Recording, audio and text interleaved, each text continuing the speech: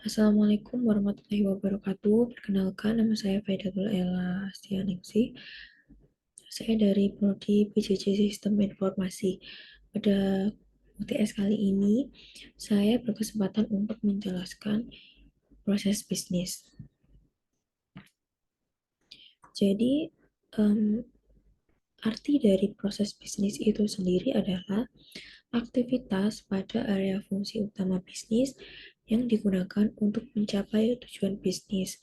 Ini bisa melibatkan departemen, fungsi, dan pemangku kepentingan dalam suatu organisasi tersebut. Lalu di sini ada beberapa contoh proses bisnis, yaitu ada penjualan, manufacturing, dan produksi, keuangan dan akuntansi, dan juga kepegawaian. Di sini dari penjualan seperti pengembangan strategi pemasarannya, lalu pemasaran produknya, lalu penjualan dan distribusi. Lalu pada sisi manufacturing dan produksi ada assembling produk dan pengecekan kualitas. Lalu pada sisi keuangan dan akuntansi, yang pertama ada perencanaan keuangan, akuntansi dan pelaporan keuangan, manajemen kas dan kontrol biaya. Lalu pada sisi kepegawaian ada rekrutmen, training, mutasi, juga cuti. Beberapa ini adalah contoh dari proses bisnis. Lalu selanjutnya kita akan membahas apa itu e-commerce. E-commerce berarti membeli atau menjual secara elektronik dan kegiatan ini dilakukan pada jaringan internet. E-commerce juga dapat berarti pemasangan iklan, penjualan, dukungan, dan pelayanan yang terbaik menggunakan sebuah webshop. Dan di sini untuk pelanggannya bisa 24 jam dalam sehari atau tidak terbatas oleh waktu. Lalu di sini ada beberapa contoh e-commerce yang mungkin banyak orang tahu, yaitu yang pertama ada Amazon, ada Lazada, ada Tokopedia, ada juga Etsy, dan masih banyak yang lainnya. Ini adalah contoh dari e-commerce. Sini kita akan masuk ke dalam kelebihan dari e-commerce tersebut. Yang pertama adalah globalisasi bisnis. Lalu ada perdagangan internasional, penciptaan lapangan kerja, efisiensi operasional, data dan analitik. Yang dimaksud dari globalisasi bisnis adalah e-commerce ini memungkinkan perusahaan untuk meraih pasar global tanpa batasan geografis.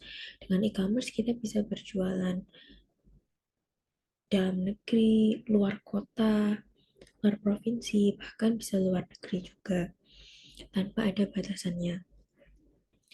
Lalu yang kedua ada perdagangan internasional. Yang dimaksud di sini adalah e-commerce ini membuka pintu bagi perdagangan internasional dengan cara yang lebih efisien. Kita bisa mengirim produk kita ke luar negeri juga. Lalu selanjutnya adalah penciptaan lapangan kerja. Nah, pada sektor e-commerce ini menciptakan lapangan kerja di berbagai bidang. Dan e-commerce ini bidangnya cukup banyak, termasuk teknologi informasi, logistik, pemasaran digital, dan layanan pelanggan. Jika pada toko fisik, mungkin kita hanya memerlukan layanan pelanggan saja, namun kalau di e-commerce kita membutuhkan rekrutmen banyak bidang, karena perlu dukungan dari banyak bidang juga. Lalu selanjutnya ada efisiensi operasional. Yang dimaksud di sini adalah e-commerce ini memungkinkan perusahaan untuk mengoptimalkan biaya operasional dengan mengurangi biaya overhead fisik seperti penyewaan toko dan inventaris yang besar. Dengan e-commerce kita mungkin tidak membutuhkan toko fisik. Kita bisa memanfaatkan ruangan-ruangan yang ada untuk menampung barang-barang e-commerce kita. Lalu selanjutnya ada data dan analitik. Data dan analitik yang dimaksud adalah Bisnis e-commerce ini menghasilkan sejumlah besar data yang dapat digunakan kita sebagai owner untuk analisis pasar dan perilaku konsumen. Ini akan sangat membantu perusahaan dalam membuat keputusan yang lebih baik dan merespon tren pasar yang lebih cepat. Jika pada toko fisik, mungkin kita akan kesulitan untuk mendapatkan data dan analitik tersebut. Kita harus mencatat secara manual atau kita membuat analitik juga secara manual. Namun pada e-commerce, hal ini sudah terakomodir dengan baik. Jadi data dan analitiknya sudah siap kita pakai saja dan kita sesuaikan dengan data-data yang kita perlukan. Nah, beberapa keuntungannya juga nih adalah jangkauannya lebih luas. Ya, jelasnya dengan e-commerce kita bisa mengirim barang ke seluruh penjuru negeri, bahkan bisa ke luar negeri. Jangkauannya sangat luas. Yang kedua ada penghematan sumber daya. Di sini penghematan sumber dayanya adalah kita hemat toko fisiknya, lalu kita juga menghemat SDM-nya. Mungkin pada ini kita bisa lebih menghemat SDM, tidak memerlukan banyak layanan pelanggannya pada toko tersebut. Lalu availabilitasnya, pada e-commerce kita bisa buka 24 jam dalam 7 hari. Tidak seperti di toko fisik, mungkin kita hanya jualan 12 jam sehari.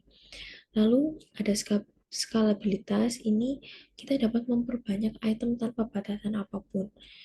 Lalu selanjutnya ada teks. Teks ini adalah yang dimaksud belum ada regulasi jelas mengenai pajak dari penjualan e-commerce kita, di e-commerce kita. Mungkin itu saja yang bisa saya sampaikan pada materi proses bisnis kali ini. Jika ada kesalahannya, saya mohon maaf dan terima kasih banyak.